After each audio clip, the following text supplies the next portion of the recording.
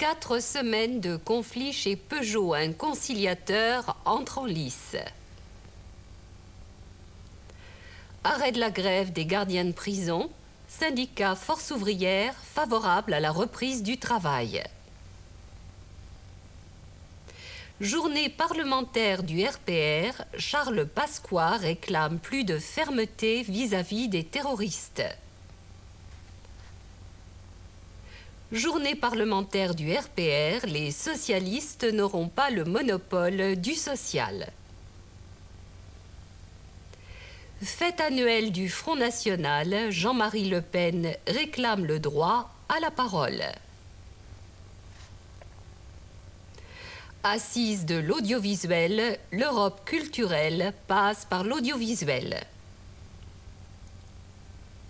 Vignette employés de maison, simplifier les formalités administratives. Tels sont les grands titres de l'actualité de cette semaine. À tous et à toutes, bonjour. Un conciliateur entre en lice pour tenter de mettre un terme au conflit qui oppose les ouvriers de Peugeot à leur PDG, Jacques Calvet. La solidarité s'organise pour venir en aide aux familles des grévistes. Un exemple dans un petit village proche de Mulhouse. 4 semaines de conflit à Mulhouse, 4 semaines et hier des fiches de salaire plus maigres que jamais. Plusieurs centaines de milliers de francs déjà récoltés par les grévistes eux-mêmes, mais ailleurs aussi la solidarité. Comme ici à Wittenheim, une banlieue de Mulhouse, un quartier de mineurs à quelques kilomètres des mines de potasse. Personne ou presque ne travaille chez Peugeot, Peugeot pourtant qui dépasse comme ailleurs les frontières de Mulhouse. Comment vous avez tout à coup eu l'idée d'organiser cette sorte de solidarité ? C'est de voir une femme sortie de l'école qui était vraiment émue après avoir reçu son bulletin de salaire. C'était une femme dont le mari était en grève. Oui. On a croisé cette personne qui ne nous a pas parlé, mais rien que de la voir, on s'est regardé et on s'est dit il faut faire quelque chose. Depuis hier matin, les paniers succèdent aux paniers, petits commerçants, grands magasins, dons individuels. Pas question de juger un conflit auquel on ne participe pas et pourtant.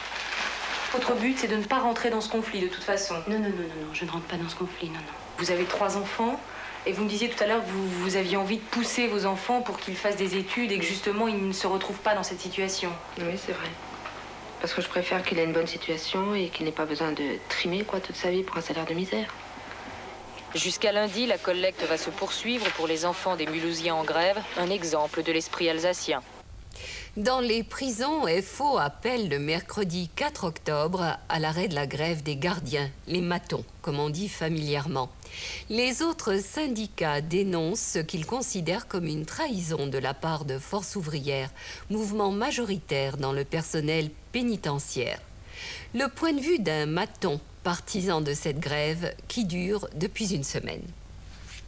On ne peut pas rentrer en baissant la tête. C'est un problème de dignité. C'est même plus une question de fric, c'est plus une question de salaire, c'est plus une question de parité police, c'est plus une question de congé, de quoi que ce soit. C'est une question de dignité humaine. Actuellement, on a une chancellerie qui refuse aux surveillants la dignité humaine, la dignité en tant qu'individu. Ils veulent nous faire courber la tête. C'est ça leur problème, leur truc. Ils veulent mater les matons. Journée parlementaire du RPR à Arcachon le week-end dernier. Après avoir largement contribué à la réélection d'Alain Poher à la présidence du Sénat, comme le montre cette caricature de Panchaud dans Le Monde, Charles Pasqua attaque le gouvernement auquel il reproche son manque d'efficacité en matière de lutte antiterroriste. Ce n'est pas l'effet du hasard si à nouveau les attentats recommencent. Et c'est très bien d'aller assister à la messe, à la mémoire des victimes du DC-10, comme c'était très bien d'organiser une manifestation à la mémoire des parachutistes assassinés au Liban. Il vaudrait mieux avoir une politique digne de ce nom, afin que de tels événements ne se produisent pas. Eh bien, les socialistes en sont incapables. Le RPR monte au créneau dans le domaine social.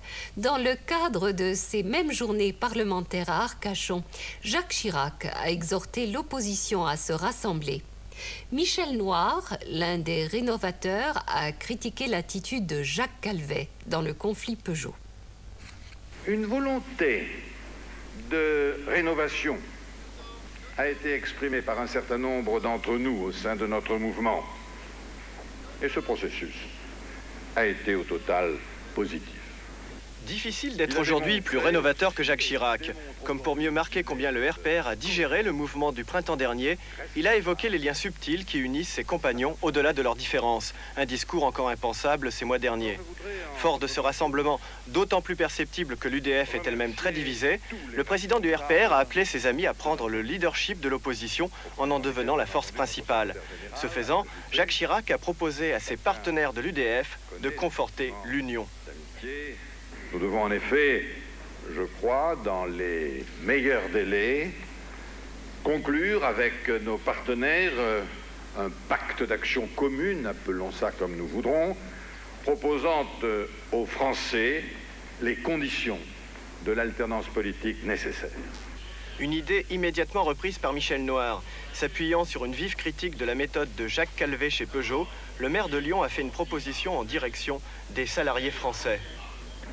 Si demain, nous étions capables de nouveau de leur proposer un pacte social, je suis sûr que nous pourrions fortement mobiliser autour de cette idée d'un nouveau pacte social.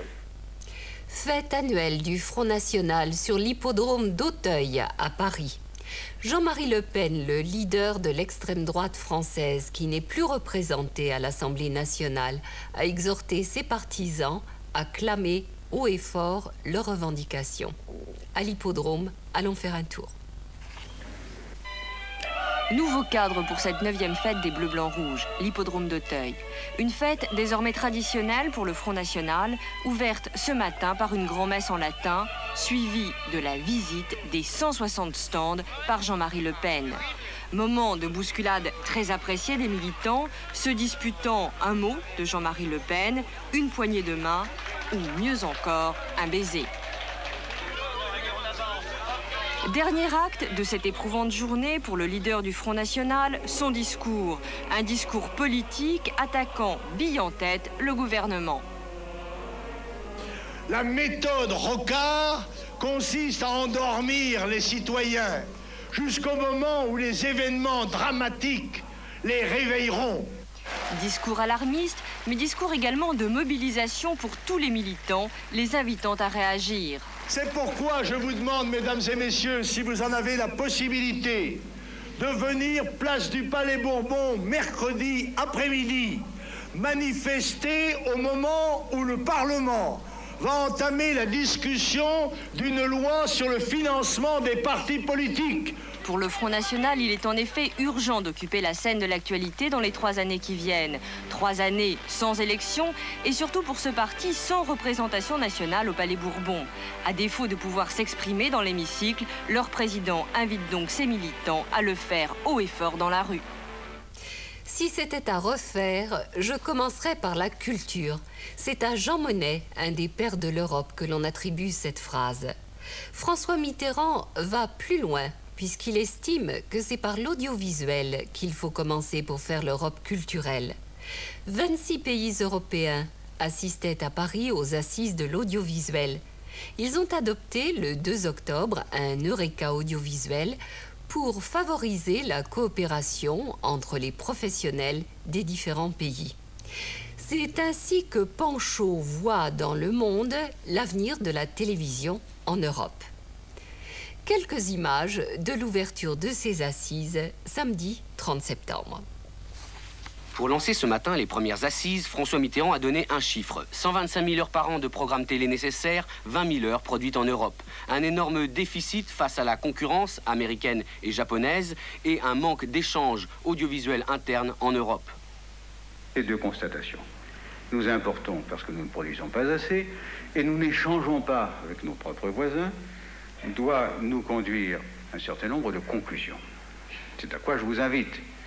En tout cas, il y en est une qui s'impose, c'est qu'il n'est pas de secteur européen où nous soyons si peu européens. 300 experts de 27 pays, directeurs de chaînes, producteurs, juristes devaient donc faire un diagnostic et trouver des remèdes. On a donc discuté règles du marché, écoles de création, etc.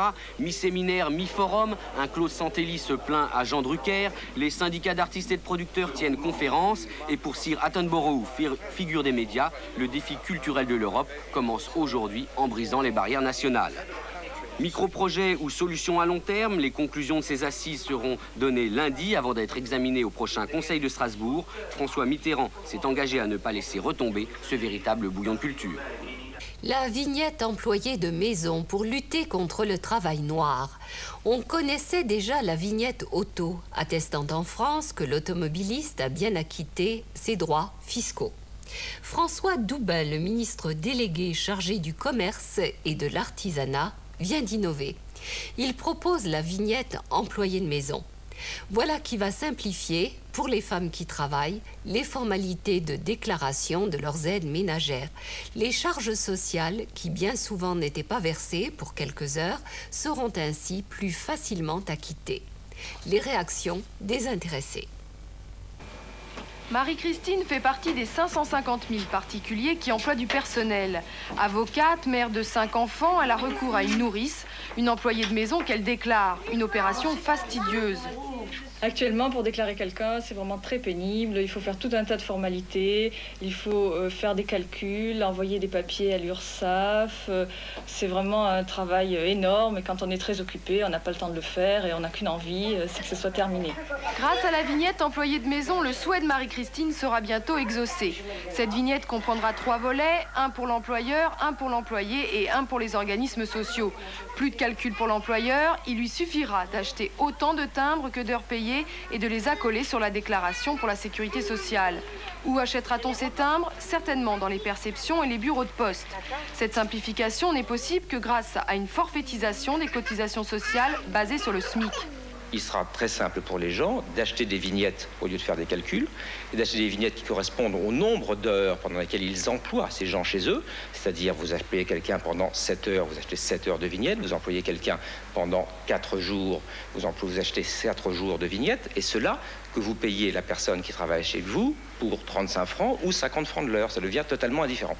Cette mesure vise aussi à lutter contre le travail au noir. Moi, je fais appel à une personne, en fait, 3 heures par semaine pour mon passage. Jusqu'à présent, il me semblait aberrant d'aller déclarer, de faire des démarches administratives pesantes. Et aujourd'hui, avec ce nouveau système, qui me semble parfait pour tout le monde, intelligent et clair, j'irai déclarer ces 3 heures sans aucun problème. Ce dispositif sera expérimenté au cours du premier semestre 90 dans les Yvelines et le Gard, puis dans toute la France. Engager une nourrice ne sera plus qu'une partie de plaisir. Voici le moment de passer en revue quelques expressions intéressantes rencontrées dans les films. Une des femmes membres du comité de soutien au Peugeot souhaite que son fils n'ait pas besoin de trimer toute sa vie pour un salaire de misère. Familièrement parlant, trimer signifie travailler dur, se donner beaucoup de peine pour effectuer une besogne pénible. À la fête des Bleus, Blancs, Rouges, Jean-Marie Le Pen attaque le gouvernement bille en tête, c'est-à-dire en allant droit au but. L'expression imagée et familière, faire quelque chose bille en tête, veut dire que l'on s'attaque à une entreprise carrément avec une franche détermination. Cela revient à dire que le leader du Front National ne prend pas de gants pour attaquer le gouvernement socialiste. L'équipe d'actualité vous remercie de votre attention et vous donne rendez-vous la semaine prochaine aux mêmes heures. Au revoir.